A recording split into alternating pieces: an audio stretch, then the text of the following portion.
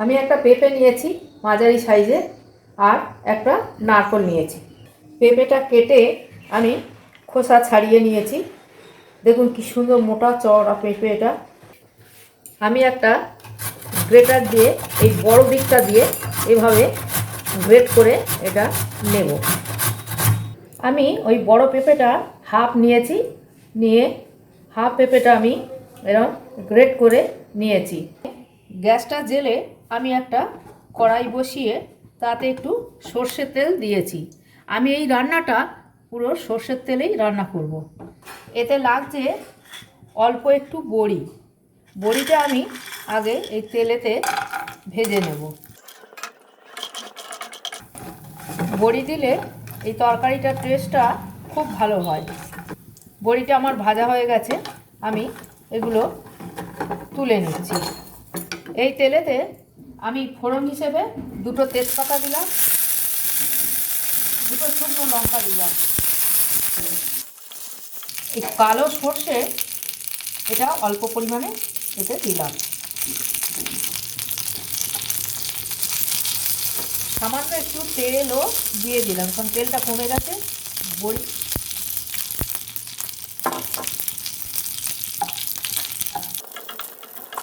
ফোড়ন থেকে খুব সুন্দর গন্ধ বেরোলে তখন এই পেঁপেগুলো এতে দিয়ে দেবেন।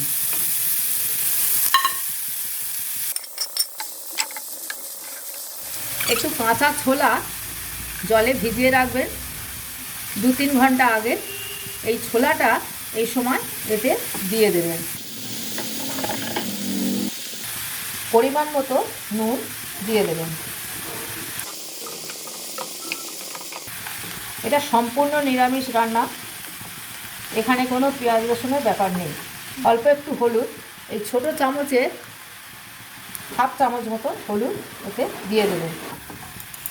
যেহেতু এটা নিরামিষ রান্না তাই চিনিটা আপনি অবশ্যই দেবেন। এটা পরিমাণটা যে যার পছন্দ অনুযায়ী দেবেন।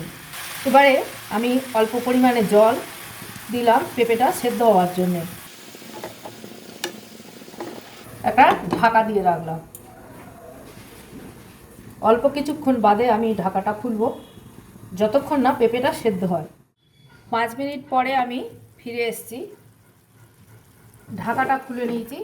পেঁপেটা মোটামুটি সেদ্ধ হয়ে গেছে। আমি এই নারকেল কোড়াটা দিয়ে দিচ্ছি, আর যে বড়িটা আমি ভেজেছিলাম সেটা আমি হাতে করে এরকম হাতে চাপ দিয়ে এই গুঁড়ো করে এর মধ্যে দিয়ে দিলাম। আরও একটু নারকেল কোড়া আর এই দুটো কাঁচা লঙ্কা আমি এতে দিয়ে দিলাম। এই তরকারিটা খুব একটা ঝাল খেতে ভালো লাগে না, তাই ঝালের পরিমাণটা যে যার অনুযায়ী করবেন। এটা জিরে ভাজা আর ধনে একসাথে খোলায় রোস্ট করে নিয়ে ভাজা হয়েছে, ভেজে নিয়ে গুঁড়ো করা হয়েছে।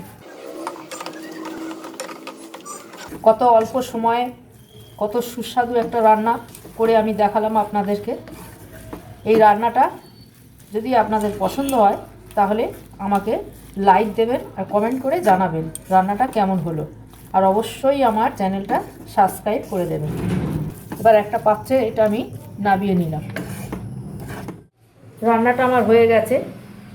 আপনারা এটা বাড়িতে এইভাবে এই পদ্ধতিতে রান্না করবেন, করে খেয়ে দেখবেন কেমন সুন্দর লাগে। এটা রুটি, পরোটা বা ভাত দিয়েও খাওয়া যায়।